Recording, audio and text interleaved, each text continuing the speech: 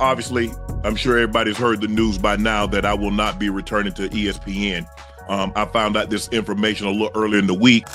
I really enjoyed my time at ESPN.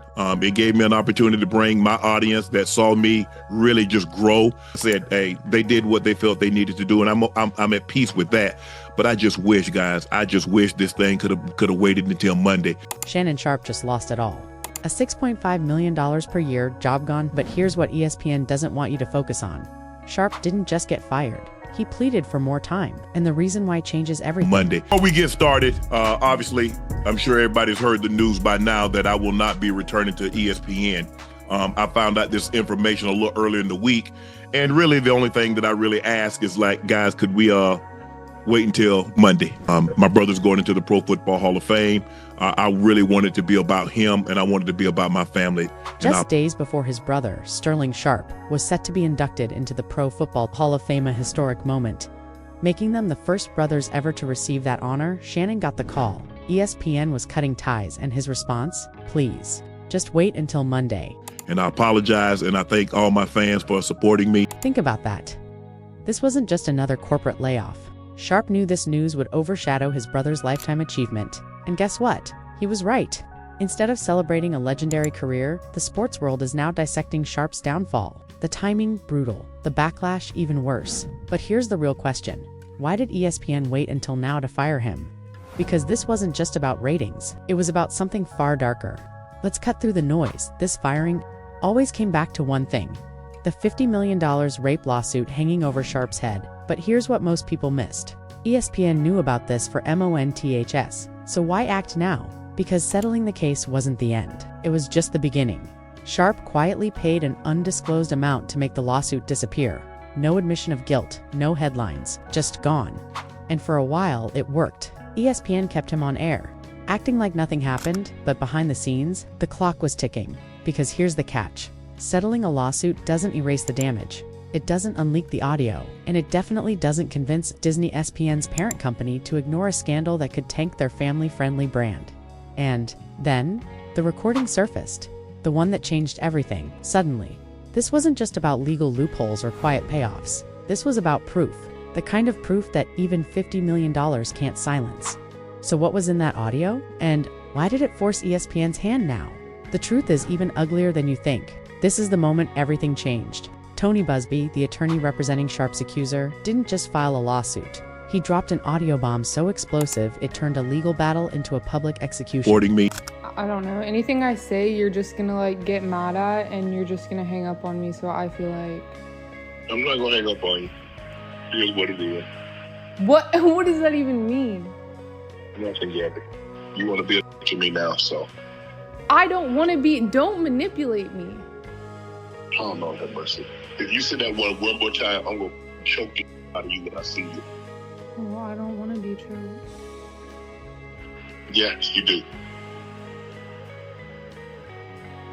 I don't think you have a choice in the matter. Imagine being in that ESPN boardroom when this tape hit the internet. Executives listening, faces going pale.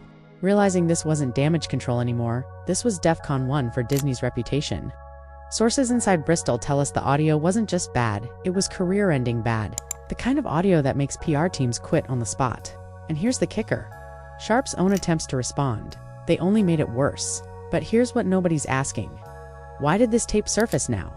Was this a legal strategy? Or something far more calculated? Let's stop pretending this was about right and wrong. ESPN didn't fire Shannon Sharpe because they suddenly grew a conscience. They fired him because the math stopped working. Asterisk, when that audio leaked, Disney's risk assessment team didn't see a moral dilemma. They saw a spreadsheet. $6.5 million. Salary versus potential sponsor revolts. A Hall of Fame analyst versus the wrath of shareholders. And in that calculation, Sharpe became expendable. Asterisk, this is the same network that stood by Stephen A. Smith after his controversial comments on domestic violence. The same Disney that protected executives during multiple #MeToo scandals, but Sharpe. His sin wasn't the allegation, it was becoming too expensive to defend. Now, ask yourself, if this were a certain blonde-haired, controversy-prone NFL analyst, would the outcome be the same? When white hosts mess up, they get sensitivity training.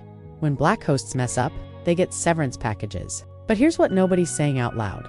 This might actually be the best thing that ever happened to Shannon Sharpe. When Meek Mill weighs in, you know it's serious. His tweet exploded like a grenade in the middle of this mess. Y'all too old to be getting fired.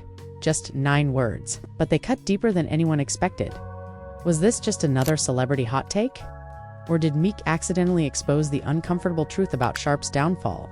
Asterisk, think about it. Sharpe wasn't some rookie making minimum wage. This was a $6.5 million per year veteran. A guy who sat at the big boys table with Skip and Stephen A. That tweet wasn't about age, it was about accountability. Asterisk, Meek might as well have said what everyone's thinking. How do you blow up a bag that big? We're not talking about some wrong place, wrong time mess. This was full-grown man decisions meeting full-grown man consequences. Even the Bible verse Sharpe's co-host dropped, "When I became a man, I put away childish things," hits different now, because at some point, talent stops being enough. The margin for error gets razor thin. But here's what Meek's really saying. Between the lines, this isn't just about Sharpe. It's about every black entertainer walking that corporate tightrope. Let's address the elephant in the room. Would Shannon Sharpe still have a job if he looked like Pat McAfee? Asterisk, across social media, fans are pointing to white ESPN talent who survived worse scandals. But here's the hard truth. 2024 isn't 2014. The rules have changed, and the receipts matter now more than ever. Asterisk, in the post-Me Too era, audio evidence is the ultimate career killer. Doesn't matter what color you are. When that kind of proof surfaces, corporations fold faster than a cheap lawn chair. Sharpe wasn't just fighting allegations, he was fighting against the tape. Remember when Jemele Hill got suspended for calling Trump a white supremacist? Or when Maria Taylor's contract mysteriously stalled? Compare that to how long it took ESPN to act on Sharpe. If anything, they gave him more leash because of who he was. The real double standard? Black talent gets judged immediately on their worst moment, while white talent gets judged on their potential to grow. But when the audio drops, that playing field gets leveled real quick, which makes Sharpe's next move all the more fascinating because he's about to test a whole new theory about second chances. Here's the brutal reality check. Shannon Sharpe's ESPN career is over. But his story? That's just entering its most dangerous chapter.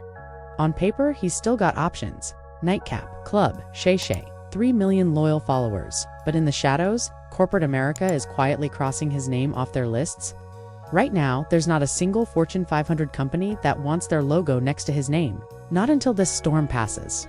And in today's cancel culture, that could mean years in the penalty box. But here's where it gets interesting. Sharpe doesn't need ESPN. His real power was always in his ability to go direct. No network filters. No corporate handlers. Just unfiltered Sharpe, speaking straight to the streets that made him. This is Colin Kaepernick's playbook rewritten. When the system rejects you, you build a better system.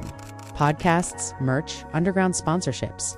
The game has changed, which leaves us with one burning question. In 5 years, will we remember this as Sharpe's downfall, ... or his reinvention? Let's be crystal clear. Shannon Sharpe didn't lose his career because of the lawsuit. He lost it because of the night that lawsuit came from. One evening, one decision. One unrecorded moment that would eventually be played in corporate boardrooms and courtrooms. That's all it took to erase a lifetime of credibility. This is the new rules of the game. Your reputation isn't built in stadiums anymore. It's built in DMs, in deleted texts, in whispers you thought would stay private. And when it goes wrong, there's no timeout, no ninth inning, no 2-minute warning. The higher you climb, the thinner the safety net becomes. Sharpe had $6.5 million reasons to walk away from trouble, but in that crucial moment, none of it mattered. And here's what should scare you. This isn't just a celebrity problem. In today's world, your job, your relationships, your future can evaporate over one bad take, one heated argument, one night you thought would stay in the past. Sharpe's story isn't about cancel culture. It's about consequence culture. And the clock is ticking on all of us. Drop a comment, was ESPN right to fire Sharpe, or is this a double standard? And smash subscribe because, trust me, this story's far from over.